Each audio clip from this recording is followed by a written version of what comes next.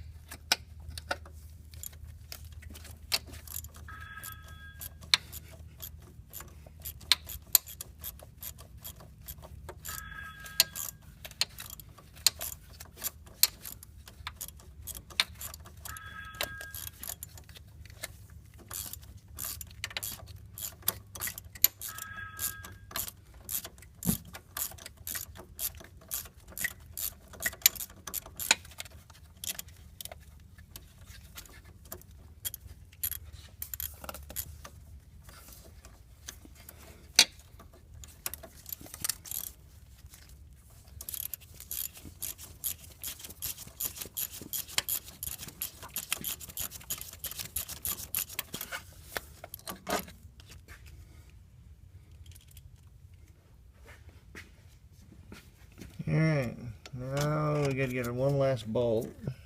It's going to be the tough one, it's on top.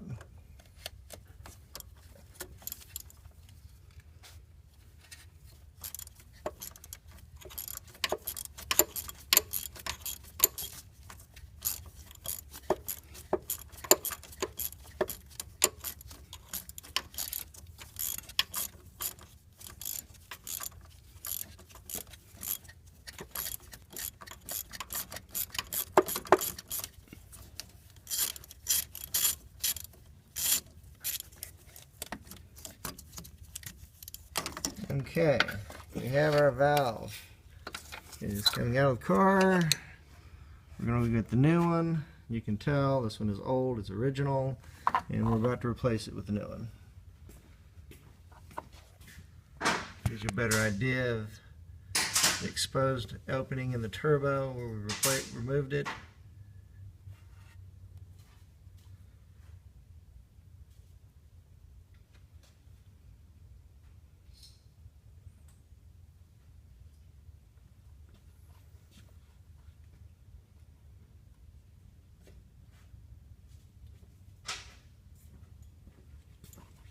And here's the trick is you have to be able to hold the assembly together while you get it put back into the turbo. There's very little to actually hold this assembly in place except with your fingers. It's spring loaded basically.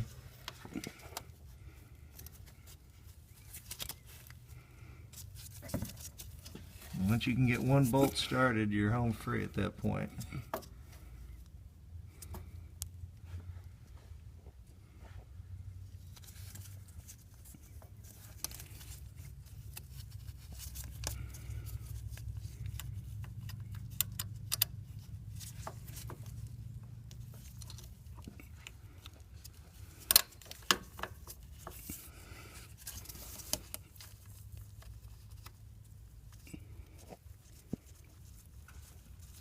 See if we can shed a little bit more light on there to help.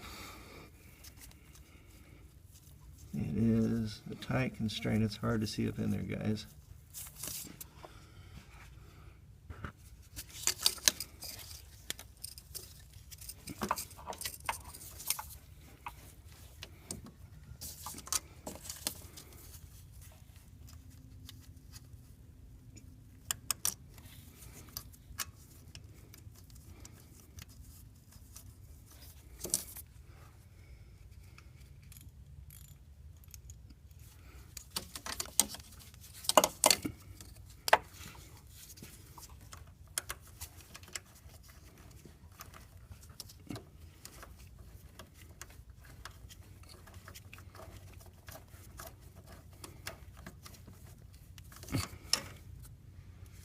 Okay, at this point he'll finish putting the bolts in it, torquing it down and putting a connector on it, and then you have one diverter valve upgrade replacement.